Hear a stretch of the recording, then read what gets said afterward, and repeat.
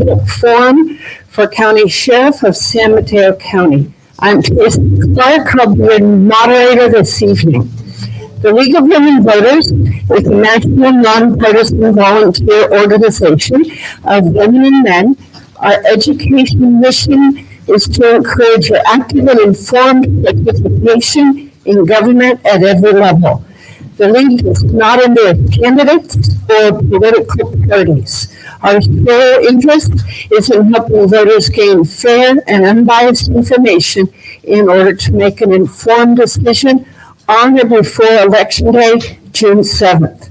In addition to this forum, I encourage you to visit the California State League of Women Voters election website, votersedge.org, for information about all the candidates and measures on your ballot. Please note that this forum is being recorded and will be available for replay on our League website soon. In addition, we are live streaming the forum. Information to the link was provided at the entrance to the building. We are so fortunate to be gathered here in person in this beautiful room. The Redwood City Women's Club are our hosts tonight. We want to especially thank Jane Taylor and all of the volunteers. Preparation for this event was not a small task.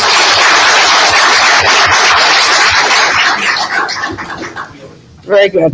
Okay. And as a reminder, this is a League of Women Voters candidate forum, not a debate or a rally. Here are the procedures for tonight's forum, which the candidates have seen and agreed to. Please silence your cell phones. No campaign information, such as bulletin and signs, is loud in this venue. For safety reasons, the audience needs to remain seated throughout the forum. Questions from the audience are welcome during tonight's forum, and we will ask as many of the candidates as time permits. The League will organize, sort, and rank the questions with the goal of making sure they are varied, non-trivial, and relevant to the race at hand. Volunteers from the Redwood City Women's Club, if those volunteers could wave right now, okay, are standing by ready to take your questions. You can just hold them high and pass them to the edge of the room. Perfect. Okay. Our League members join numbers to determine which candidate goes first.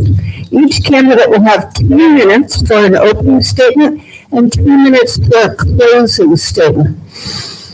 Each candidate will have 2 minutes to respond to each question. Our League of Women Voters volunteer will monitor the time.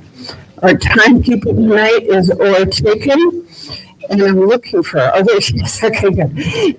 She will hold a yellow paddle when you have 30 seconds left, and then a red stop paddle when your time is up. Yeah, there we go.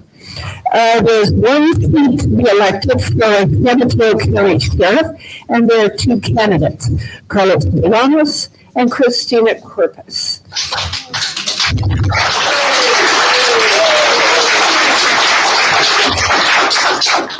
Welcome to you both. Candidates' speaking order was determined randomly, a drawing of lots in advance by the League for the order of opening statements. The reverse order will be used for closing statements. For opening statements, we will hear from Carlos Bolanos first, followed by Christina Corpus. For closing statements, that will be reversed. So let's get started. Carlos Bolanos. Thank you. Good evening, everyone. I'm Carlos Bolanos, the Sheriff of San Mateo County, and I want to start off by thanking the League of Women Voters for hosting this event and the Women's Club for allowing us to use their facility. I was born and raised in San Francisco. Both of my parents were immigrants from the country of Nicaragua.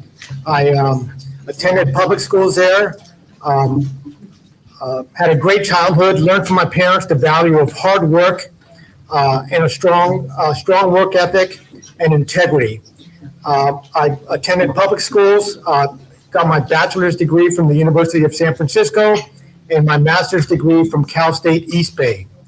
I am been married to my wife Kim for 42 years this year, and between the two of us, we have three lovely children, and I'm also the proud grandparent of three grandchildren. I have a long and distinguished career in law enforcement. I started in 1979 with the city of Palo Alto, worked my way up to the rank of lieutenant. I then accepted a captain's position in the city of Salinas. After that, I was appointed police chief for the city of Redwood City, where I served for 12 years. After that, I was appointed as undersheriff of San Mateo County, and then ultimately was appointed sheriff and elected sheriff in 2018. My priorities are fairly simple. Keep San Mateo County the great, safe county that it is. I want to ensure that we continue to build great relationships with the communities that we serve. And I want to continue to provide strong programs for our incarcerated population to ensure that they have every opportunity to be successful when they leave our facilities. Thank you very much. Thank you. So if I can ask the candidates to hold that microphone pretty close to their face. Thank you. Okay. Good evening and welcome. I want to take this opportunity to tell you about myself and why I'm asking you to vote for me for sheriff. I am the daughter of hardworking immigrant parents. My father immigrated from Mexico and my mother from Nicaragua. Being a daughter of immigrants, I can attest to the fear in our immigrant communities and lack of trust they have towards law enforcement, as led by my opponent, a sheriff who's cooperated with ICE since 2016. Throughout this campaign, I've heard the concerns about the rise in violent crimes, residential and vehicle burglaries. The frustration in your voices confirms we need change the way we deliver our law enforcement services. 21 years ago, I started my career as a young correctional officer with the sheriff's office. Let me tell you how I got here. At age 16, I was the victim of a violent carjacking here in San Mateo County. The suspect assaulted me at gunpoint, and I was able to fight him off. It was the manner the police officers treated me with compassion, empathy, dignity that changed the trajectory of my life and led me to the profession of law enforcement. I know how it feels to be the victim of a violent crime, and I know what it's like to fight back injustice. Public safety is very important to me. I started my career as a correctional officer and I worked my way up through the ranks through grit, determination, and tenacity. While working full-time and the mother of two children, I've earned my master's degree in law enforcement and public safety and leadership through the University of San Diego. I'm currently the chief of police for the city of Millbrae. Throughout my career, I've worked in a variety of assignments. I've led the largest, most diverse patrol bureau in the sheriff's office and oversaw some of the highest liability units. During my time in Millbrae, I increased community engagement, implemented downtown patrol. Additionally, I've worked closely with the city leaders to partner with Life Moves to provide counseling services to the unhoused population. Since November of 2021, we've housed 68 individuals. Thank you.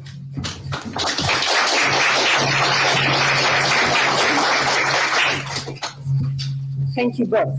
Okay, for our first question, we will start with Christina. What are the top 3 issues you would want to address as sheriff? So one of the top issues is we're down 100 deputies. Our law enforcement officers, that is a public safety issue here. We don't have, our law enforcement officers are leaving because of the toxic work environment and the unsupported work environment that we have. Another thing is the way that we're delivering our law enforcement services. Just because something worked 20 years ago doesn't mean that it works today. And we have to acknowledge that. And we have to look at how we're diverting our law enforcement services. And another thing is with transparency.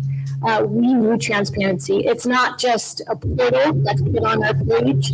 For us, it's about trust. With transparency comes trust and trusting in our communities. And we need to do that. And the way that we do that is by community engagement, getting out there and getting the public and the community members to trust us. Thank you. Sheriff Bolanos? Thank you. I agree, staffing is our primary concern. However, the actual number of vacancies is 73. I'm not sure how my opponent gets to 100. That's not an accurate number, but it is a serious concern. And let me tell you what I'm doing about it. We have mobilized our entire unit to make staffing the number one concern. I just came back from the California State Sheriff's Association conference where everybody throughout law enforcement is facing this staffing issue. Not only that, I think all of you have heard or should have heard about the Great Resignation, which means that during the pandemic, people are unable to fill pilot jobs, you name it, every job, they're having difficulty filling it. What I want to do is continue to do positive things. If the organization is having difficulty, every organization has issues, but I'm very proud of the men and women of the Sheriff's Office and the outstanding work that they do. If my opponent had a problem with the organization, she should have brought it up to someone, perhaps to me, but she never did. We're going to continue to leverage technology to keep San Mateo County safe. We are so fortunate to live in this county compared to the counties around us and the crime that they have to endure. We are very, very lucky. Transparency, for me, it's not just a buzzword. We did a transparency portal. We have body-worn cameras for all of our employees. We continue to look for different ways through RIPA, the Racial Identity Profiling Act.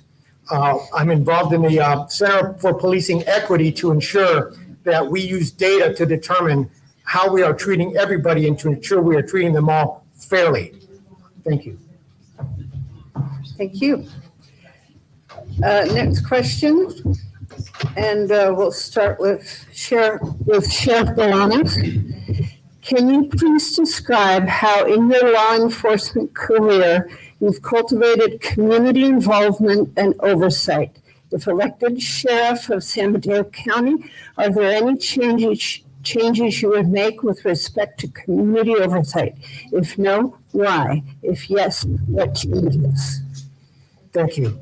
My entire career has been based on community involvement and ensuring that law enforcement works with the community to identify what are the issues that affects the community and how can we tailor our services to provide that service to the community.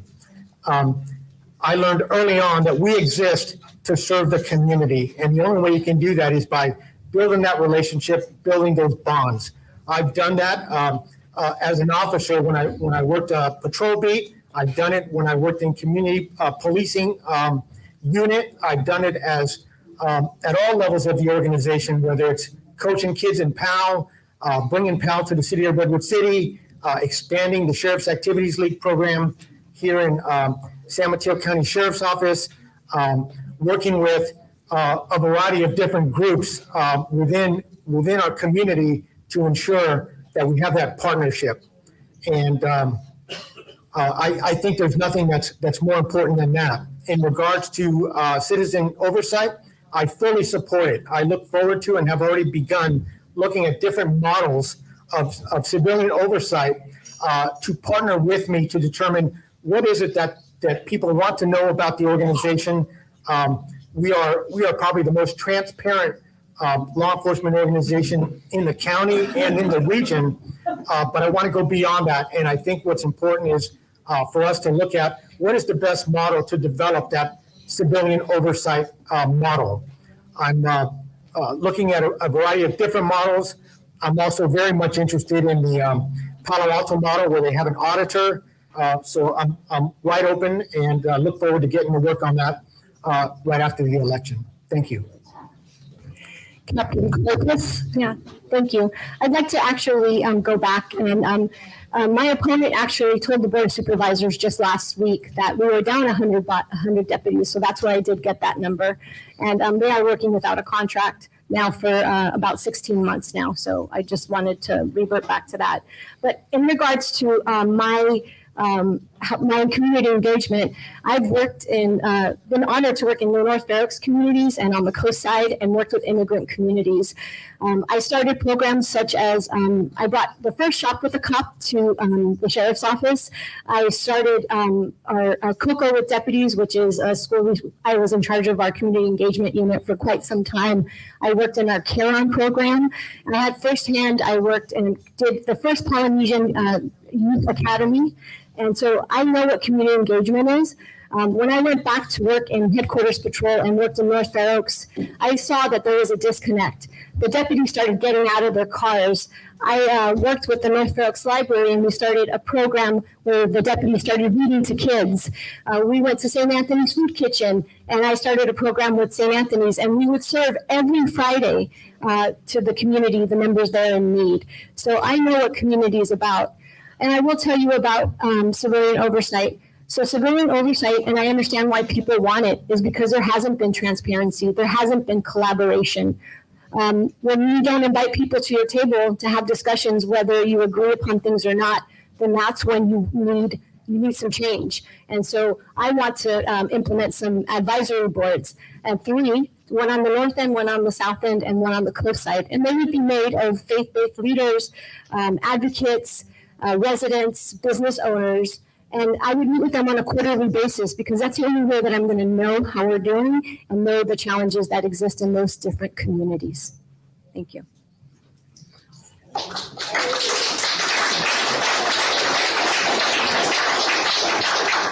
Our next question will start with Captain Corpus. What are your plans regarding the policy of not cooperating with federal immigration authorities?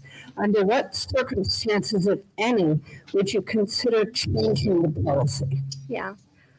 So when that was one of the reasons why I ran for sheriff, is because I saw working in our correctional facilities when these individuals would be released, their family members would be waiting in the lobby, and they would be taken into the Sally Port where there was an ICE van waiting for them, and their families would wait for a while. I met with people that have been separated, family members that have been separated, and seen the destruction that it's done to kids that are United States citizens. And I see that the strain that it happens on our local government. So for me, suspending a program is not just that. My opponent was working with ICE since 2016, and just until the Truth Forum is when the program was suspended. And the damage has been done, and we need to continue to work towards not cooperating with ICE. And so my platform would be I would not work with ICE. The only time that I would ever consider it is if there was a complete and imminent danger to the communities that we serve, because as sheriff, you have to protect the communities. And that would be a thoughtful decision that would be looked at thoughtfully, and not only by myself, but by community members as well and advocate groups. So I definitely think that suspending it is not the answer, but we need to take a hard stance and not cooperate with ICE whatsoever. Thank you.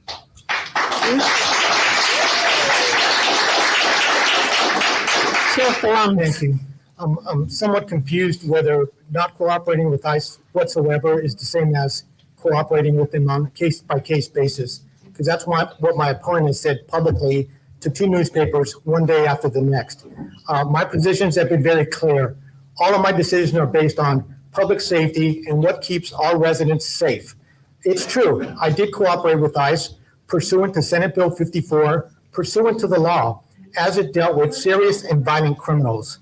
But after 3 truth forums that I attended, of which my opponent was never at one, and listening to the people of the community, I listened to them, and I recognized that cooperating with ICE actually made people feel less safe, made them feel less trusting of law enforcement.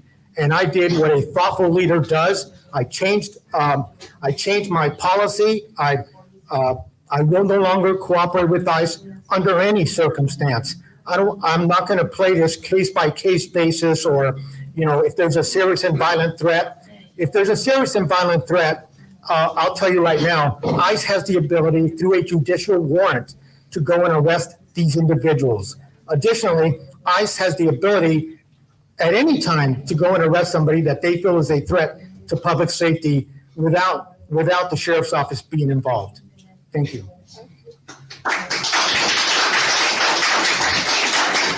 All right, our next question will start with Bolanos. What are your feelings about using military-grade equipment? Is this something the Peninsula County Sheriff's Department should have? Thank you. I don't believe that we should have or use military-grade equipment. We recently went to the board because there was a poorly written law that classified a number of tools that we do use as falling under this law. So we went and reported it. But we do not have anything that is military grade. We do not have anything that we bought from the military. Some organizations are able to access military weapons that are no longer needed. We stopped that practice many years ago under a prior sheriff. We buy all of our equipment. We have to have tactical equipment. We have to have tear gas. We use drones for search and rescue and in very sensitive investigations. Those are all things that fell under this policy. So we did go to the board. We presented it to them, and they approved it. But we do not have anything that's ever been used in wartime in the sheriff's office. Thank you. Thank you. Captain Corpus. It's military equipment. I don't believe has any role in law enforcement. It's military for a reason, and I believe that it doesn't make, as it was stated at the Board of Supervisors, it does not make our communities feel any safer. And if anything, it makes our communities feel threatened. And so I would not, absolutely not, use any military grade equipment, nor keep anything that has been donated to the sheriff's office prior years that I would keep to, so I would give that up as well. So no, I would not use it because I do not believe that it helps our community and it does not help our communities feel safe.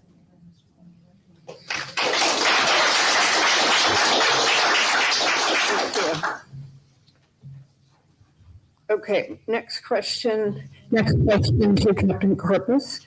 After the death of an unarmed community member in 2018, what changes were made to deputy training and use of force policy? Yeah. So there were some changes. After that incident, it took a while for the policy to be changed. And it actually wasn't changed until the George Floyd incident.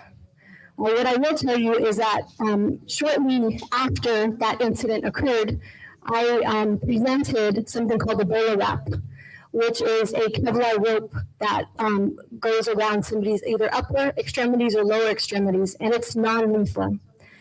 And when I brought that up to the executive team and the command staff, there were a few members of the command staff that laughed at it and said it looked like something out of Spider-Man.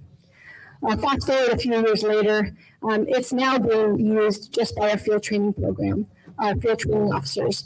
So for me, I would expand that and use it throughout our entire patrol.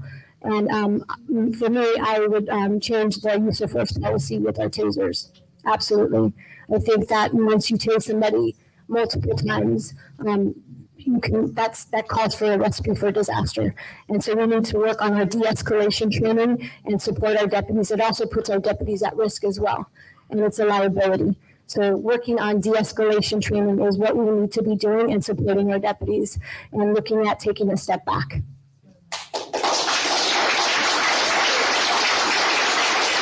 Thank you. Thank you. So let me tell you what actually happened. We did revamp our entire use of force policy. We worked in partnership with the ACLU. It is what I consider a state-of-the-art use of force policy that absolutely talks about the sanctity of life, talks about de-escalation. All those things are in our policy. And the policy was developed long before George Floyd. So I apologize for that misunderstanding. What else did we do? We added additional less lethal weaponry, not because of something that happened in the sheriff's office, but because of something that happened in a neighboring agency where when the taser was ineffective, the law enforcement personnel had no choice but to go straight to deadly force. I recognize that, and with my staff, we added some less lethal weaponry so that to be one additional step before we had to use deadly force if faced in that same situation. Did implicit bias training for all of my personnel in the organization. I'm sorry, all the management personnel in the organization. As I said, I reached out to the Center for Policing Equity to do an equity assessment based on data. They're going to look at every possible set of data in regards to our interactions with the residents that we serve and tell us, are we treating everybody with equity, with dignity, with respect? And we're going to use that to change our practices as we need to. We also doubled our psychological emergency response team. So we have one additional detective and one additional clinician who are available to follow up on instances of mental health crisis. So that's what I did as sheriff to address those issues after that unfortunate death. Thank you. Thank you. And Sheriff Bolanos, if elected, what kind of mental health programs will you implement or improve for the public-facing members of your teams? Thank you. Mental health is one of the biggest issues in law enforcement. As we know, there is not sufficient capacity in our mental hospitals to address all of the folks that are out there in our communities needing help. So let me tell you what we've done in our correctional facilities and out in the field under my leadership. I talked about the psychiatric emergency response team. We doubled that. We developed a partnership with the city of Half Moon Bay and their CARES program, which is a mobile response unit to mental health situations that do not involve law enforcement. We partner with them and provide support to them. We of course work with the four agencies in San Mateo County who now have a behavioral health clinician paired up with a police officer out in the field. I opened a acute stabilization unit in our jail to ensure that those people that are most in need of mental health services get it in a very intensive manner so that they can ideally get back into the general population and at some point get the help that they need long term. Thank you.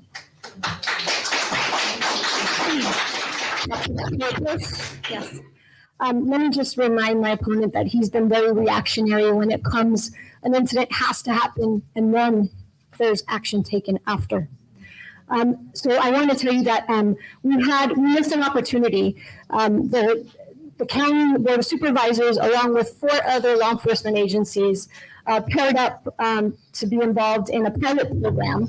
And the pilot program where there's an officer and a mental health clinician that ride together. And we had an opportunity to be involved in that program, but we were not involved in that program. And I've been following it very closely, and there are success stories that have come out of it. And so I do want to let you know that with the CARES model, from my understanding, my opponent had some resistance towards that. And I got that from paying very close attention to the developments of the CARES program. So for me, what I want to model is something along the lines of a CAHOOTS program. Mental health does not fit in our box anymore, and we need to acknowledge that.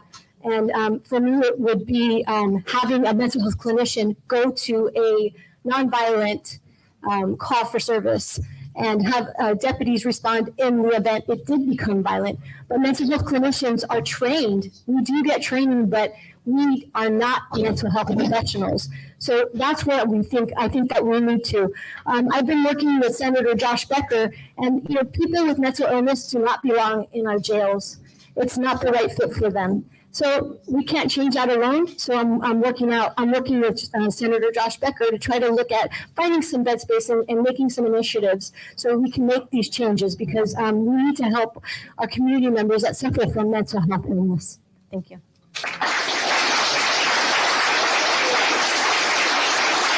Sheriff Bolanos.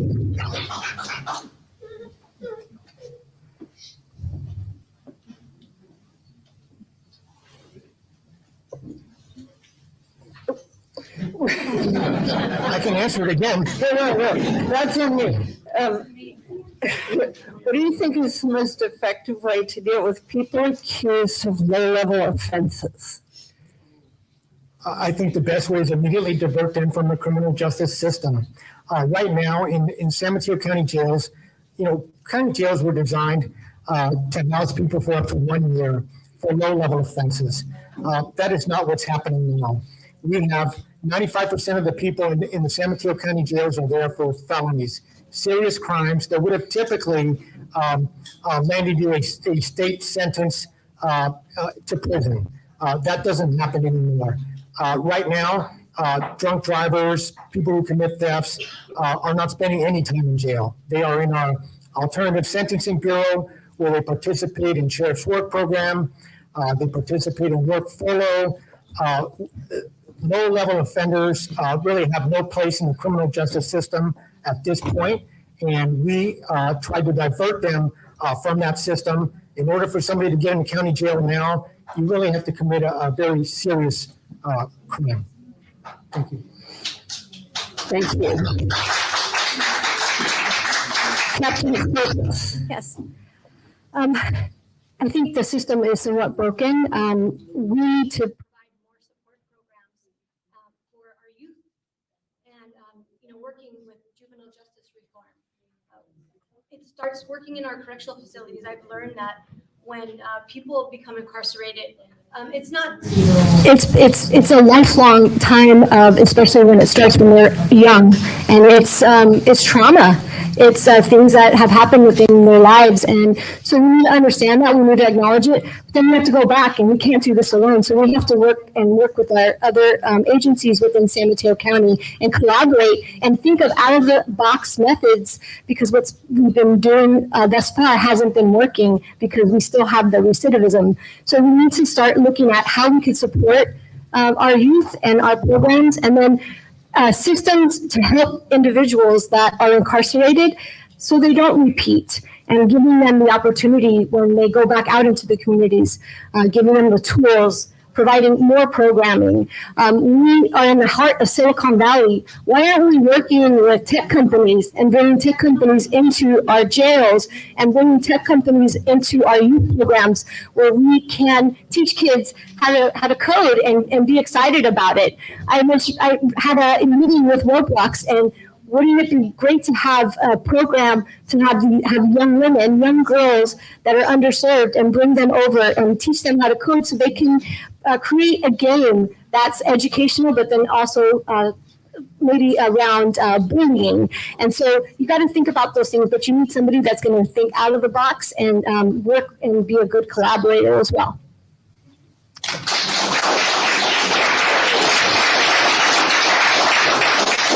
Next question is Captain Corpus. What are your thoughts about the California Values Act, SB 54, also known as the state sanctuary law? Specifically, do you think it's good or bad policy for San Mateo County? I think it's a good policy for San Mateo County. I think it's long overdue, and I think that we should become a sanctuary county.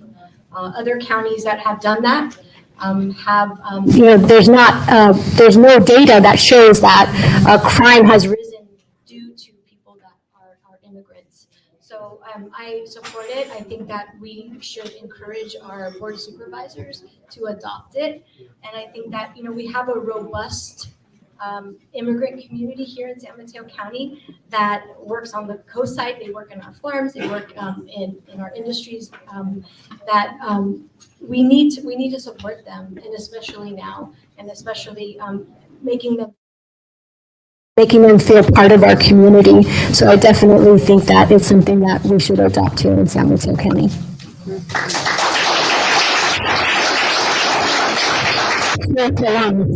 Yes, when a Senate bill is passed, it is adopted by everyone. That is the law.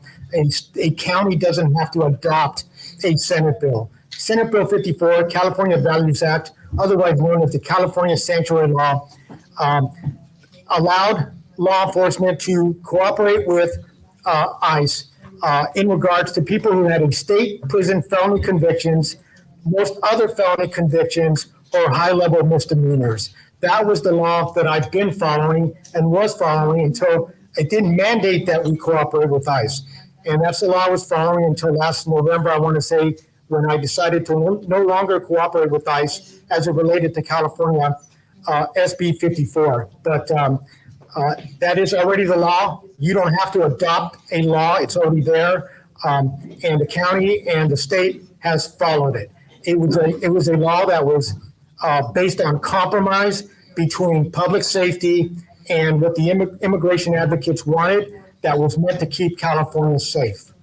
Thank you. Thank you. Next question to Sheriff Bolanos. At this time,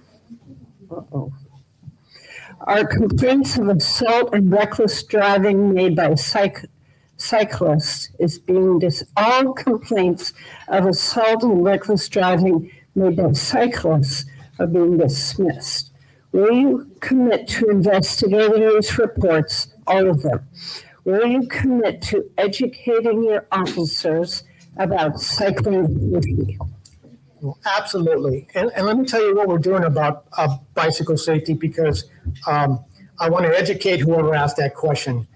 Sheriff's Office is a regular participant in the Woodside Circulation Meeting that includes cyclists, pedestrians, motorists, and equestrians on a monthly basis. We identify areas of concern. We identified areas of concern that needed to be addressed in the community. Primarily, the cyclists were concerned about the 3-foot rule and when a motorist is charged in a near miss with a cyclist.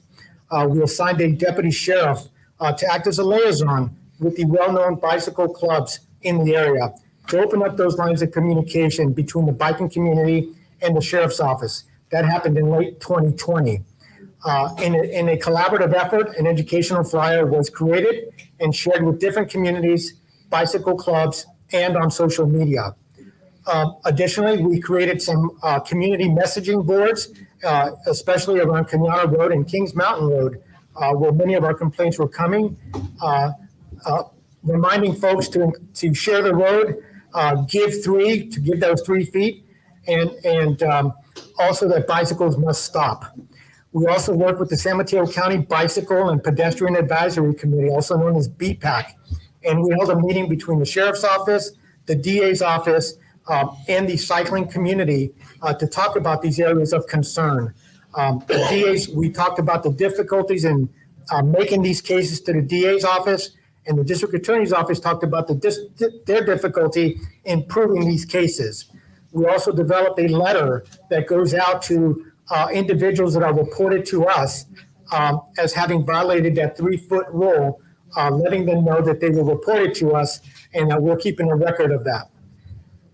In an 18-month period, we issued approximately 24,000 citations. 700 of those, or less than 3%, were to cyclists. Thank you. Thank you. Yeah. So I was honored and fortunate to be the commander of Woodside and Portola Valley for 4 years up until May of 2021. So I'm very familiar with the cycling community. I attended those meetings with the cycling community. I went to speak to the commissioners to see what else that we can do to help with the issues that we were hearing from the cycling community, but from the equestrian community as well. So I worked with the town manager, and I worked with the groups, the cycling groups as well. And I did help and create that letter, which was the 3-foot letter. So when a cyclist has captured information on somebody that compromises a vehicle that compromises, we created this 3-foot letter. It's a warning letter. So I'm very familiar with what the issues are in Woodside and Portola Valley. As I stated, I was there for 4 years. And I worked with all of those committees. I worked with even people that were outside of Woodside and Portola Valley, just to garner some additional information on what's happening at the statewide level as well. So, for me, it's important. We have to continue it, but it has to be a collaboration. So we need to continue to meet with the equestrian community in Woodside, the residents, but then also the cycling community, and find a way that we can create more harmony with them and have a better understanding of the safety with all of them. And yes, we created a brochure that we were able to distribute everywhere. So that was a cycling safety brochure that we provided to the residents, to the cycling community, but then also to the equestrian community of Woodside and Portola Valley.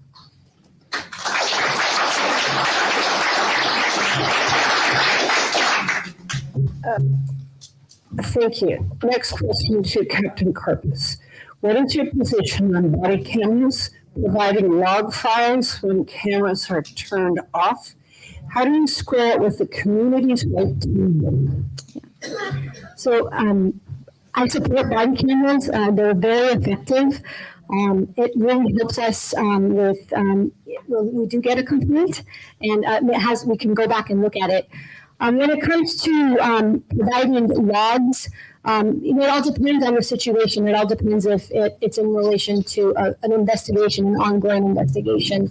So I would work with our county council on those specific cases. But I think that the more transparent that we are, the better that the community does trust us. And so, like I said, getting out there and engaging with the community, but also protecting the rights of our law enforcement officers and providing some information to our communities. So if there is an incident that maybe we're not able to provide that footage right away, we at least give them at least an update and let them know why we couldn't provide that information right away. So then they're informed and they're not forming their own narrative and thinking that maybe we are just not wanting to share that. And that's how we become more transparent. So that's what I would do as sheriff. Thank you. Bolanos. Thank you. So let me tell you what I did as sheriff. I was the one that implemented body-worn cameras into our organization. And I did that not just for our folks who work in the field, but I also did it in our correctional facilities. And as I mentioned previously, I was at the Cal State Sheriff's meeting this week, and I was surprised to hear that many of my colleagues don't even have body-worn cameras, let alone have them in the correctional facilities. Also in the correctional facility, we installed a state-of-the-art camera system, and that system is there just like the body-worn cameras are. First of all, to ensure transparency to everyone, but also to protect not just my personnel, but also the people that we are safeguarded to protect while they're in our custody. In regards to the log files, I'm not even sure what they are. I don't believe it's footage, but it is data that I worked with our county council in regards to whether it should be released. It only came up in one situation, and unfortunately, it was a critical incident that occurred in Half Moon Bay. I recognize that there were individuals in the community who wanted the log file. My understanding is that now, in the proper manner, by going through the legal system, they'll have those log files, and everything was done legally in consultation with county council as it is supposed to occur. Thank you. Okay, next question to Sheriff Bolanos. How would you foster deputies' use of de-escalation techniques? What metrics can be used to measure deputies' performance regarding de-escalation, and what should be the consequences for failing to use de-escalation techniques? Thank you. As I mentioned earlier, our use of force policy clearly talks about de-escalation. We teach that to each and every one of our deputy sheriffs. We don't just teach it to them, we expect it of them. Every use of force incident must be documented by a supervisor and sent up the chain of command for review. And we absolutely look at those uses of force to ensure that our personnel are applying de-escalation before going hands-on.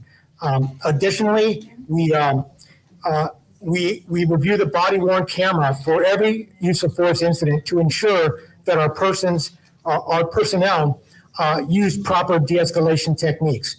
We have instituted new policies that allow us to walk away from situations where in the past law enforcement felt the need to stay We no longer have that need. If there's nobody posing a threat to anyone, we will leave.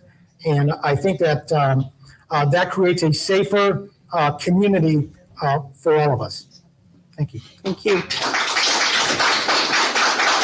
Captain Corpus, Can you repeat the question one more time, please? how would you foster deputies' use of de-escalation techniques?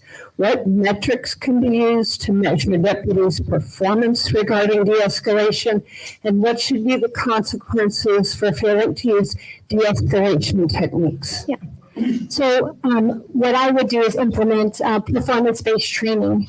Right now, we have de-escalation training, but in my book, it's not enough. We have to change the culture, and it's about really letting our deputies know that there's, we could take a step back and give them that de-escalation training. So we need to continue with that, with a model that is performance-based, so we can actually look at it and see if it's working. In regards to holding them accountable, when you have you change the culture and you're implementing that. You're implementing the de-escalation, then it becomes over and over and over again. So that it becomes a part of us, and knowing our community members is important as well. So with the de-escalation training coupled with supporting it, but having it going ongoing, but then also looking at it from a performance-based measure is what we need to be doing. We have an opportunity here to be the front runners in our county, and working with the other law enforcement agencies on the peninsula and doing things together where we are doing things more uniform, and it will really instill trust back into the communities that we serve, but really providing our deputies with that training and ongoing training, not just a one-time training or once a year, but also looking at it and evaluating it and making sure that it is working.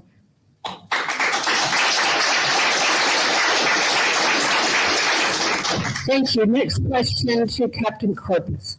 What are your plans to attract qualified deputies to fill current vacancies? So, there's a model that I want to, a program that I would love to model, and it's based out of Southern California. And what they do is they work with high schools, and then they also work with community colleges. And the kids get credits for being in those programs, and it really gives them an opportunity as well to be part of the law enforcement agencies. And so that program has been very successful in Southern California, where they have a laundry list of candidates that have come through there, and it builds community, but it also gives our youth an opportunity to have college credits. We're working collaboratively with educators, and it has really been successful there. That's just one. But looking at other methods of how we are, traditionally we've done things a certain way, and we have to look at, you can train someone and train them how to be a law enforcement officer, but we have to also look that they have good hearts, and they're passionate about what they're doing, and that they want to serve our communities and do it in a dignified way. So looking at those models and looking at how we implement that and looking at how we could shift that and change it is what we need to be doing.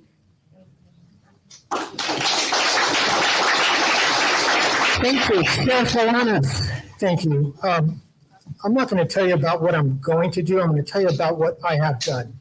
And in regards to getting a larger pool of job applicants, we developed a sheriff's office career website, smcsheriffcareers.com. If any of you are interested, please go to it. We're looking for good people. We implemented a search engine optimization, which I can't tell you exactly what it means, but I do know that it's using the internet to cast a net to those people that we want to capture.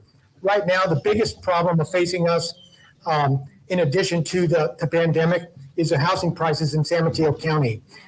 And finding qualified law enforcement personnel who want to work in San Mateo County but can't afford to live here only makes our job much more difficult. We have instituted some recruitment automation tools. In today's labor market, Candidate experience has become extremely important to attract qualified candidates. We have a recruitment chatbot that utilizes artificial intelligence to communicate with job seekers. The chatbot can quickly respond to the most commonly asked questions from job applicants and potential candidates. I personally tried it. It works perfectly. And then we're also using digitization, where we've digitized our applicant screening and background process using Guardian software technologies. And this tool has made our hiring process much more efficient. Thank you. Thank you. Okay, this will be our last question. That's gone very quickly, and we'll start with Chef Bolanos. There's currently a movement to reform the for-profit money bail system in California. What are your thoughts about this potential reform? I think it's way overdue. There is no reason why somebody should be sitting in my jail right now just based on their financial situation. There should be a system that's based on risk, and that should be the only criteria upon which somebody should stay in jail or not. I think everybody's familiar with the Hillsborough murder case, where the suspect was released on $60 million bail, approximately. I think that shows how broken the bail system is. While at the same time, there's many people in custody who, if they only had the money, would be out of custody. And I think when we look at things from an equity lens perspective, our bail system absolutely needs to be reformed. I support it, and I've actually been working with our criminal justice partners in the county as we move towards it. Thank you. Thank you. Yeah. I really wish that we would have taken some steps forward to change that sooner. So many Black and brown individuals, people in our community, really are the ones that suffer with the bail. When that happens, people lose their jobs. When that happens, the breadwinner is incarcerated, and we don't have the support in our families. And then the resources have to go into our local systems. So, there's an opportunity here that we could have changed things, and we could have at least addressed it sooner. And I wish that we would have, but. Now is an opportunity to do it, and I think that it is long overdue, and too many people have suffered, and it hurts our communities. It hurts the community members that don't have the resources to have that bail up front. So it breaks our families apart. Like I said, there's loss of jobs, there's loss of home, there's loss of just. There's food insecurities. We need to look at it from a different perspective, but we need to not be reactionary. We have to be proactive about these things and look at how we can really help our communities and help those people, especially with our Black and brown communities that are the ones that are incarcerated and the ones that are suffering. So yes, thank you.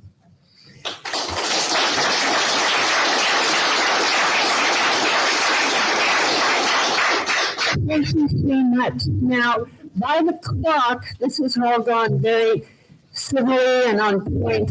So I am authorized to ask, would the candidates be willing to take one more question? Yes. Okay. Then this last question will start with Captain Corpus. Currently, the Sheriff's Office has chosen to exclude many people from the work release program. How can the San Mateo Sheriff's Office improve its work release program to be more inclusive? Yeah, I think we need to really take a look at it, audit it, and work with our other agencies that provide job training for our incarcerated. And get them out back into the community and get them out working. I know that, when COVID happened, some of our programs suffered just because we couldn't bring people in and out of our facilities. But, we have an opportunity now to look at it and think about how we can strengthen it and how we can make it more robust. But we have to do that by being collaborative. And we have to go out there and look at how the programs that we can be working with and the job training that we have, that we can make more robust. But definitely we need to look at it, audit it, and think about the learning lessons that we had, especially when we look back at COVID and you think about when we weren't able to engage and we weren't able to send people out and then bring them back in because of the pandemic. So I think that there is an opportunity here to make our program more robust and give people an opportunity. So when they are released, they can be thriving community members and support their families.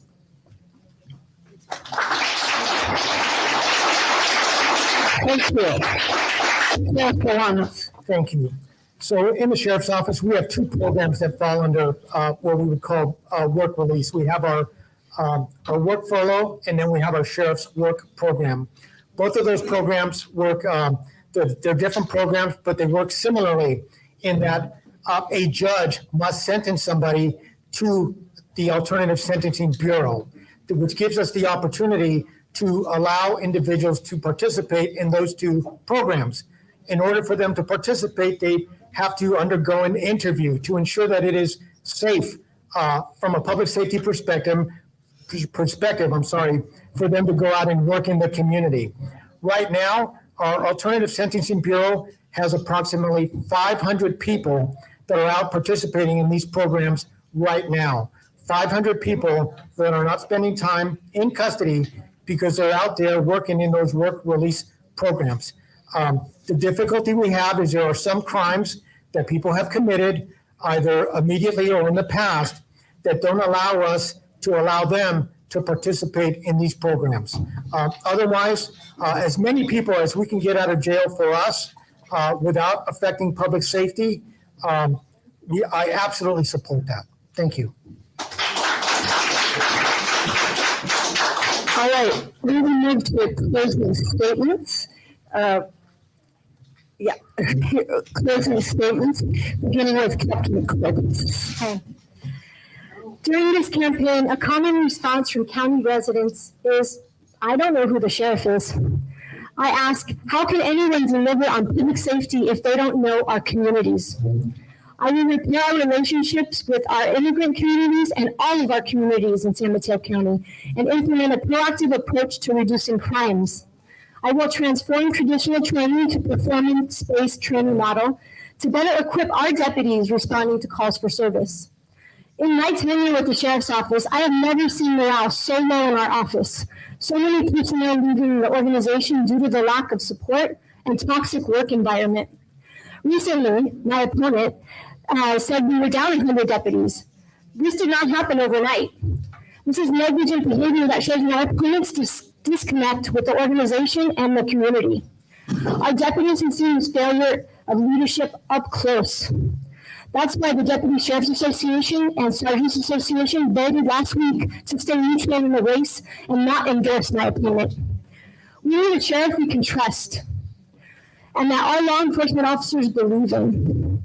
I am proud to be endorsed by the San Mateo County Democratic Party, State Senator Josh Becker, Assemblymember Kevin Mullen, dozens of mayors, council members, local union laborers, and my fellow peace officers.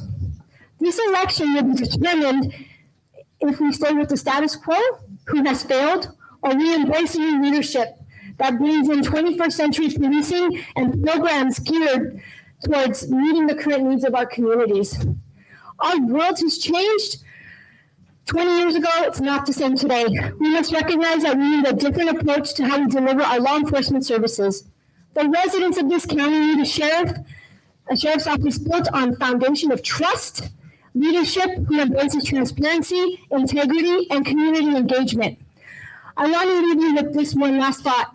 Imagine San Mateo County led by a sheriff who values your voice, is inclusive, and validates your concerns while never losing sight of what is most important, the safety of the community and the integrity of the sheriff's office. I ask for your vote. Thank you.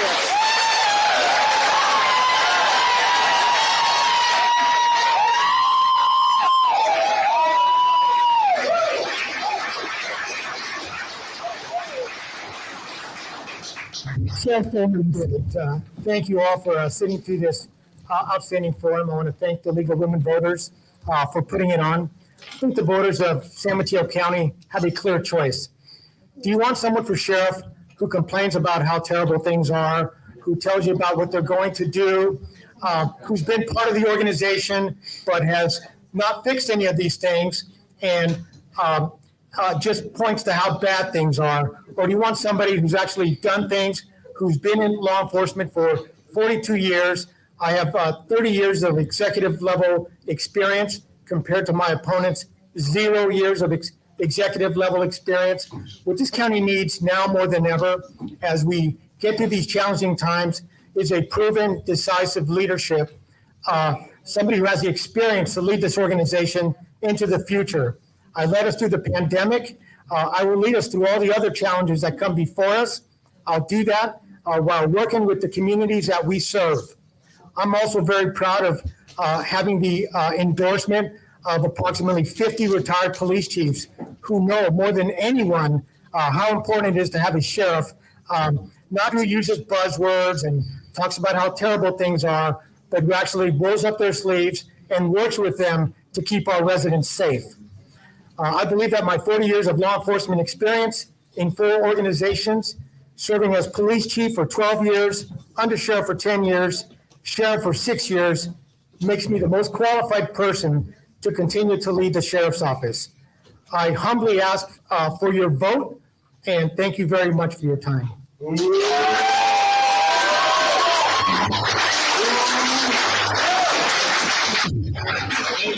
Quiet, please. Okay, in conclusion, we want to thank our candidates for their participation and willingness to run for this important office. Good luck. We want to thank,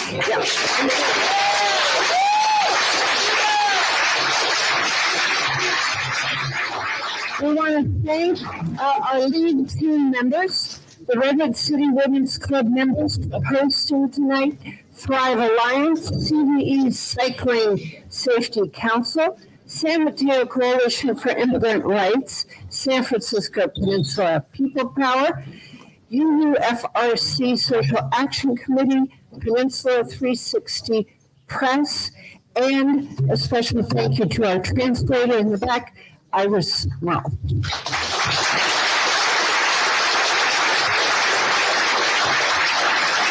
We thank you, the audience, for coming tonight, and we remind you to vote before or on June 7th. Good night.